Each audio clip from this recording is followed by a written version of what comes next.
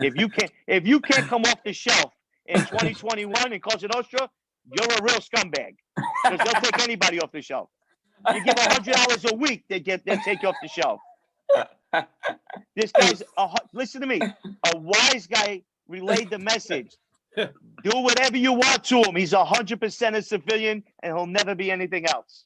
That's crazy. And his father's doing life for the life. For the life. Wait, but the best was the father couldn't pay his own phone bill, and he got pinched on a $30 million a year bookmaking operation that we were running. His son didn't give him a follow. He got a 1-3. He never. The guy's never spent a day in jail before that. That's crazy. Never spent a day in jail before that. He started with a 1-3 on Rikers Island. I went to visit him because he happened to go in after all of us came home because he had to get a few surgeries. So we went to visit him because in the state, as you know, you can visit anybody. Felonies, they don't check nothing. So I went to visit him. He caught a 1-3. He was losing his mind about the 1-3, and his son just got done making $30 million in 2003. And the feds pick him up and indict him in Miami, and he blows trial and gets 20 there, goes to Tampa, blows trial and gets life. The guy never came off this 1-3 that his son got him pinched on. Hootie, how did he make 30? How did he make 30 million? Just book. Well, he didn't make 30 million. Only. No, yeah, that's what the operation was 30 million. Hey, Hootie, explain that to them so they don't think. Explain to them what they mean. He gets 10% out of that. Yeah, usually if the feds lock you up on a $50 million operation, the head guy, if he's cheap and tight and doesn't give anything out more than maybe a half sheet to certain people, will clear 10%. Will clear $5 million. So I know for a fact that year that they got pinched for 30 million, he made 3 million. We were kids. Gotcha. We were kids. Gotcha. And and he was the cheapest could be, so he might even have made more. And that's what we wind up. That's what we wind up. Clown. We wind up rolling that into Shylock money. Yeah. So, and now can I say something? I'm gonna change the subject. I want to go back to when this guy right here was talking about. He told that prosecutor to suck his. The prosecutor said he was threatening him. I said, well, how do we know the prosecutor didn't like sucking? Threatened him with a good. Yeah, I couldn't. Everybody couldn't believe I told him to suck the courthouse. So everyone's face was just like the prosecutor. Listen. So I said, oh, by the way, in front of everybody in the hallway. He said, everyone's just he probably sucks most prosecutors. Nobody can't believe I said that. They were like, what the fuck? And he chased me downstairs, him and his team. It was good. I couldn't go back to the building. It's great. I can't even look at a prosecutor in the eyes, man. They're pieces of shit. This guy wasn't the prosecutor. This guy was the Don Manley of prosecutors. This guy was I didn't know that. This guy had 4 bodyguards, and this guy somehow got around them and told them and that's who was their witnesses. They were right there. They knew that, Yeah, I wanted to say something also. What's so funny? A lot of people don't know is that Hootie was not caught on one wiretap. Nobody really knows that he was not on one wiretap from Howie. Not one. Just other people talking about what he did. That this guy wasn't supposed to be in the indictment. That's all. He wasn't supposed to be on indictment. Okay, he got locked up for other people saying what he does. Is that insane? Gene, how far away from the courtroom did you make it when you ran away from the prosecutor from the whole thing? How far did you get before they got you? Oh, they got me downstairs, and he was saying that I threatened them, and all my friends, co-defendants, wives were saying. He didn't threaten him, and I said, no, I didn't threaten him. I just told him to suck my. That was it. And they're like, and they pulled me over and they wrote down my name and said, don't come back to this building. The prosecutor's like, I would have preferred that he threatened me actually after I heard what he really came running over. If you know him, he talks like he's like a little hyena. He came over like that. He told the judge. He threatened me. He threatened me with that voice. Very beta male-ish, huh? He told the judge. He told the judge, you threatened me with a good time. He threatened me with a good time. You know, it's funny. My one of my co-defendants, Pudgy, he was like a crying that he is. He wouldn't stop crying about his little 3 years he had to do. So he put a thing in called an appeal bail. And he wrote down all these crimes that I did for the family like a moron. He didn't even realize it. And he goes and puts down that I told the prosecutor to suck my dick in the crimes. I says, what is he saying that for? He thinks that's going to like help? He told them that I told the prosecutor in the courtroom to suck. That's going to help him out. That was one of the subjects I wanted to get to. He was doing all kinds of rat shit. Guy never touched a cell. Yeah. Now, that got back to the street because, as you know, I still speak to a few guys in the street, and he's still a wise guy. He legitimately ratted to get out of jail because that was part of his deal. If he went in and said that, all these other guys that were trying to get out on COVID, he got it because he went in. He told on you. He said what he did, what he kicked up, and if he didn't kick up, what you would have done to him. Now, this is a guy that's straightened out. This guy got his badge. Yeah. How Right? did This they guy's keep got going like that in the this guy's family? got his badge. Yeah, he got straightened out because he was paying since he's 10 years old. He's been given $10,000 a week since he's a kid, basically. I mean, he got extorted his whole life.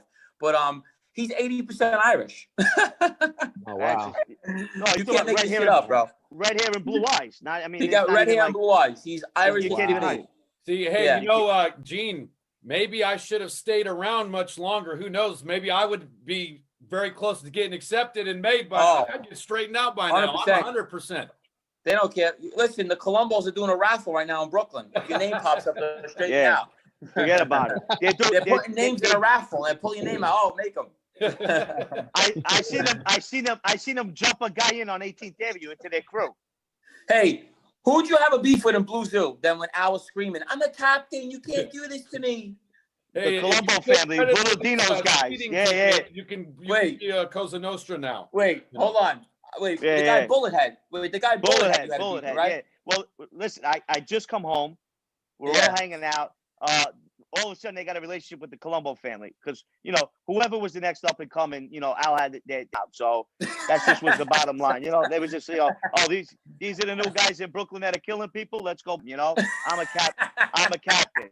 You know what I mean? I mean, it was just insane. So now they got me out. I'm on edge. I'm probably one of the only guys that's looking to fight, and they're looking to just tell people where they were the night before instead of actually doing something. And these guys are walking all over them, treating them like shit. At the time, 1, 2, 3 made guys and a captain. Nobody acted. He was a full-blown captain and 3 made guys. And one of the toughest guys that they're supposed to have with them was Chris Cologne, wasn't straightened out, which the boss of the family told him to change his last name, and he straightened him out. Yeah. Right. Yeah. You know what? Maybe I could take you up on that, and I'll work for a certain dude. I'll be under a certain capo regime. Yeah. Hey. Well, you know what? You'll be the first part of the regime because he's never had one. Right. Hey, right. listen. You know what's funny? Wait, well, who did he finish that story? Because it's a funny one. Yeah. So we go to dinner at Ario's. That was our usual Thursday night thing that we did going back before we got pinched. And now I'm home. But the best part about it was I was labeled a rat on that case as well. But because he needed a guy or two that would stand up for the crew, I was allowed to be invited out that night. So okay, we go eat at Ario's in Bay Ridge, and on the corner we're all in the bar, and I don't know who any of these new guys are, the Colombo guys. I had met Little Dino right before I went to jail. Really nice guy. That's all. And I also know, he was shooting guys in the head. That's all I knew about the guy, And I come home and all of a sudden, Al's his backup dancer. He's not even a captain. You know what I mean? Yeah, he's singing vocals for him, So I'm like, holy shit, this is crazy, I'm like, this is Jerry Lewis doing nothing, So place. I guess these guys must have been like, right away, everybody's from Howard Beach. I'm from Ozone Park. Everybody's from Howard Beach. So I guess one of the kids just didn't like Chris Cologne.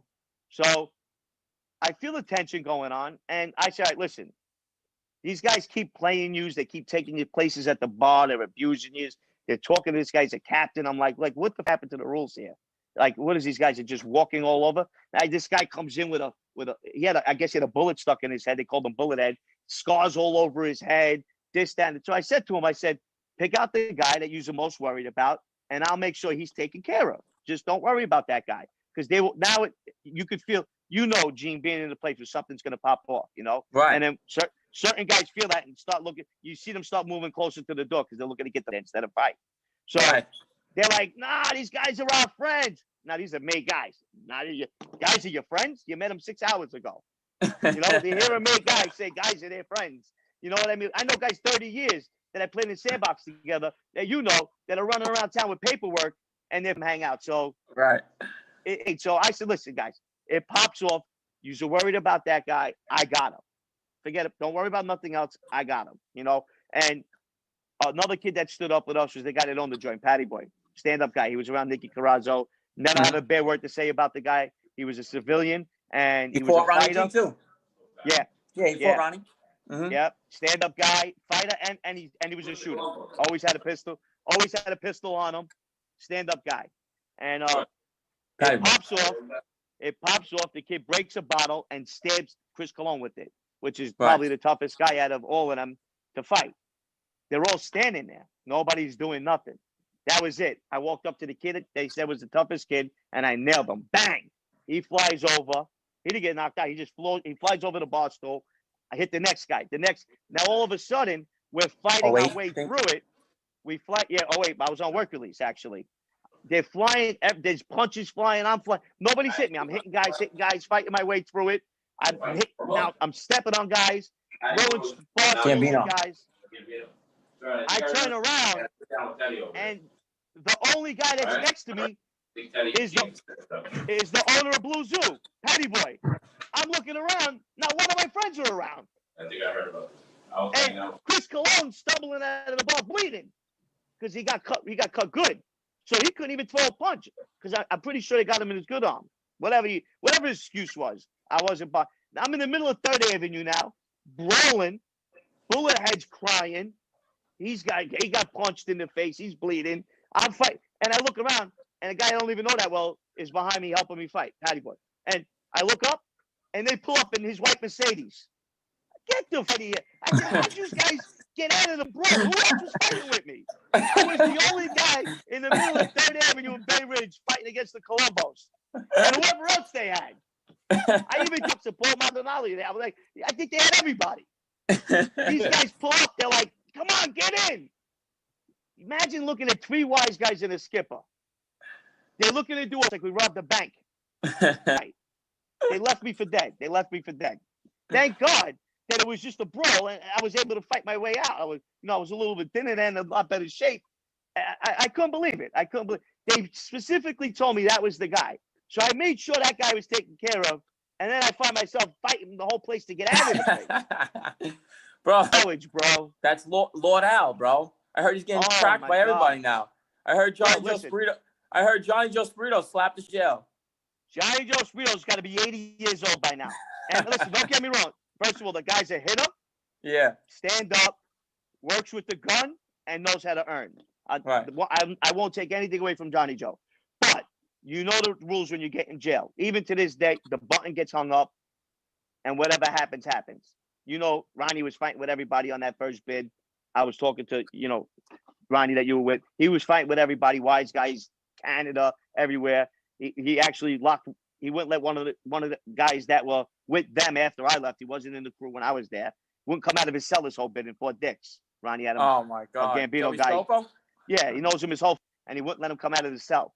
That's these guys are wise guys, And he abused. He abused Joey Scopo so bad in jail that hit the street. Bruno Indicato, Sonny Red's son, goes, he's the biggest scene of my life. Ronnie had him scared to come out of his cell. It was a mockery. And he did to him again. And he was driving Bruno around when he came home for that short time before they pinched him again for real quick, violations. guys, let everybody know who Bruno and his dad as well, since the audience would probably know it from a certain movie. That was Donnie Brasco, Sonny Red's son. Bruno was Sonny Red's son, the one that they killed they killed his father in the basement. Yeah. Sonny Red was the guy who is the rival to Brasco and Sonny Black and their faction. Right. I know. Right. His name is Anthony Indelicato. Right. His real name. One of the most stand-up banana guys to ever live. He was on the Galante hit. Listen, I was friends with Bruno's cousin Dennis, and Dennis was going to visit him, and everybody in the visit's like, tell him what Joey Scopo is. And everybody in the visit's like, he's like, this is crazy. Shit. This guy's in the neighborhood playing This guy's in the neighborhood playing wise guy, smooching people. He's getting abused in jail. That's crazy. Aren't you supposed to get insane? You're supposed to. I know if you get. I remember when I was coming up, you got abused once in jail. You got shelved when you came home.